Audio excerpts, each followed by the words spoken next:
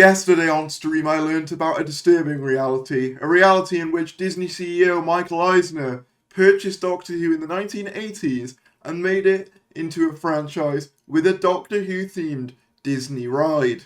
This news shocked me to my core and I just had to react to it on stream yesterday, and in this video you're just going to be seeing me learning this information and being absolutely amazed by it and shocked and baffled and enthralled by this great video by Pi the theme park guy. I'll leave a link to the original video in the description below if you want to check it out, because it is a really interesting video, and I did some research myself after the fact.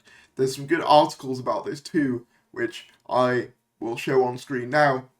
But yeah, this is a really interesting topic, so I just wanted to introduce what we were doing. If you are new, feel free to subscribe, that would be very much appreciated. We are trying to get to 20,000 subscribers as quickly as possible, so any support would be greatly appreciated on that front. We're like 500 subscribers away now, any support would be appreciated. I also have a Ko-fi, and I want to give a special shout out to Catherine Fee, Simon the Gravis, Teddy Bite, Jason Sturdwick, Alan Dixon, and Sean S. for all donating. If you donate £10 or more, you get a shout out, so there's your shout out. But yeah, I hope you enjoy the rest of the video.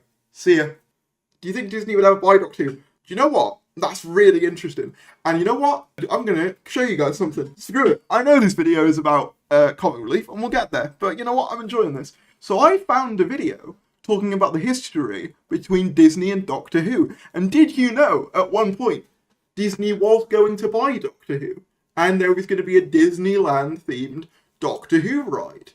And what I'm going to do is show you guys and react to a great video I found on this topic. Totally just randomly came up into my recommended, and I thought, that's a great and really interesting video. Yeah, so I'm going to show you guys this. Shout outs to, I'm going to react to something. I never react to things on this stream. Pi the theme park guy, for finding this out. Yeah, shout outs to Pi the theme park guy for making this video, basically just talking about the relationship between Doctor Who and Disney. It goes back way further than I thought it did, and it's only 3 minutes long, so shout outs to him. In fact, I'm going to subscribe right now, so if you enjoy this clip, subscribe to him. But yeah.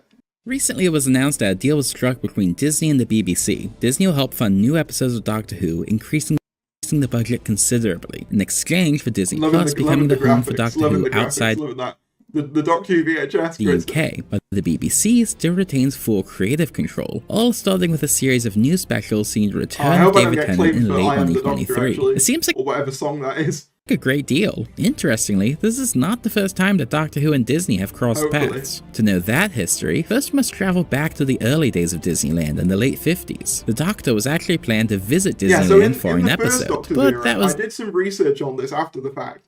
Apparently, there was going to be an episode where the Doctor visits Disneyland, but it was decided as being too costly, so they never did it. Seemed too expensive for the show, so the episode was cut. Traveling forward in time to 1975, we look at Disney Time, a BBC program that would air on holidays, where celebrity hosts would present clips of Disney movies. For the Christmas episode of that year, Tom Baker hosted Disney Time in character as the I had no Doctor, idea that was even a thing. No, in fact, I think I saw the clip of Tom Baker with Mickey, but I had no idea that a little cameo on a BBC show called Disney Time. I had no idea that was a thing. Directly into the premiere of the 13th season. I was passing Mars this morning, and I suddenly remembered that this is my last real holiday of a very long time. And as I haven't seen Mickey Mouse since he did his first professional mouse job in 1928, I thought, I'll stop off in London to see him and his friends. I love how Mickey is just ominously watching. What does he know? The mouse sees all. The mouse knows all. He knows all. One day he'll have you, Doctor. He'll have you in his grasp. Continuing our time-space odyssey, the biggest part of the story takes place in the 1980s. Disney CEO Michael Eisner was seeking to expand Tomorrowland and Disneyland, and thought a deal with a major sci-fi brand would be the best way to do it. At the time, not much was going on with the Doctor Who franchise, but still had a passionate fan base. This looked like a deal that could be mutually beneficial, helping to revitalize both Tomorrowland and the Doctor Who IP. Disney's plan was to buy Doctor Who from the BBC, build an exciting new ride in Disneyland, and use the opening ceremony of the ride to announce who was playing the next Doctor. There could have been a reality where instead of, because it'll tell you who they partner with for the ride in a sec, which makes it even crazier. But there could have been a reality where Doctor Who was partnered up with Disney for a ride, and then they made a bunch of movies with the Doctor Who IP. They not only partnered up, but Disney would have bought Doctor Who. What a strange reality that would have been. And what's even crazier is who they went with in the end. Then, that actor would go on to star in a new Doctor Who movie series made by Disney. For better or worse, this deal never happened, so Michael Eisner had himself just making a deal with some random Flash Gordon ripoff. This is what started the Disney Lucasfilm relationship, which eventually led to the acquisition of Star Wars by Disney. So there could have very well been a reality where Doctor Who took the place of Star Wars and became Disney's sci-fi acquisition, which I just think is kind of mad. Like, don't get me wrong, I'm kind of glad it didn't happen, because as much as I think a Disney park attraction for Doctor Who would be really, really cool, I also think Disney Doctor Who just... I mean, obviously I know Doctor Who's on Disney+, but like, it's still done by the BBC. Disney having a 100% creative control, like, nah, personally.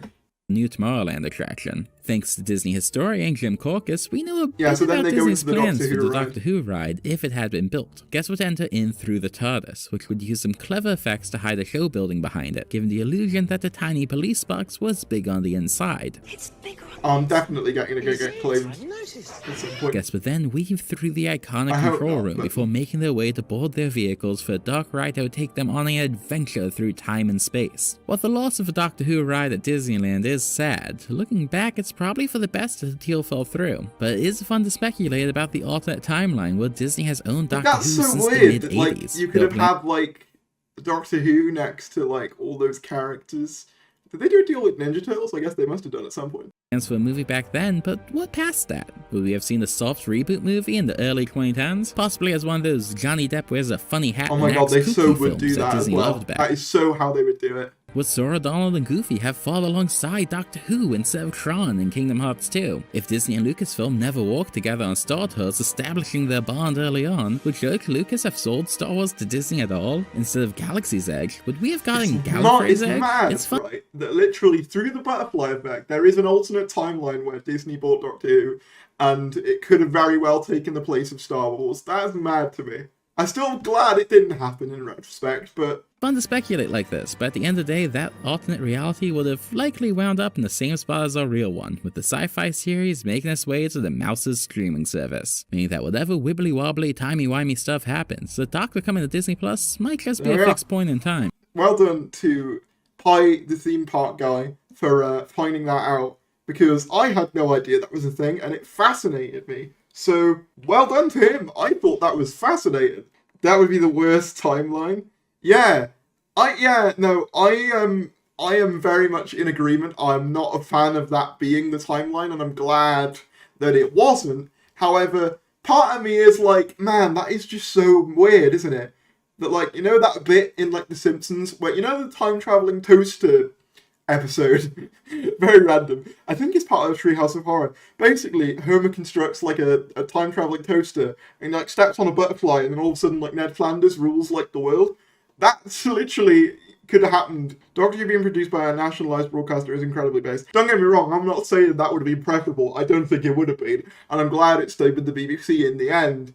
However, it is a bonkers, weird timeline. A Gallifrey's Edge does sound kind of sick, I'm going to be honest. They would cast an American actor. Yeah, I think the guy in the video mentions who they might have cast, actually. I don't want to play the end because they played the theme, and I'm almost certain that would get me claimed. But I think they were like, oh, maybe like they might have ended up casting like Robin Williams. It's like, yeah, they probably would have. I wouldn't want an American. That's one line that I feel like Doctor Who cannot cross, in my opinion. I am sorry to any Americans watching, right? But you get all the superheroes, all the Marvel ones, the DC ones. Then again, I suppose a lot of them are played by Brits, but they're mostly American-based, like Spider-Man, Superman. Obviously, I know Superman lives in Metropolis and Batman lives in Gotham, but they're both implied to be in fictional America of some variety. So, you know, let us just have the Doctor. Let us have the Doctor. Do you think Doctor Who releases on Disney Plus will become even huger than it is now? Oh, absolutely. I think there's a lot of talk about like TV ratings even now. You know, a lot of people talk about TV ratings and how important are they in this modern age. And whilst I don't think that Doctor Who will do as well now as it did back then in terms of viewing figures, because it just won't, because like the inevitability is the fact of the matter is less people are watching terrestrial TV. It's just true.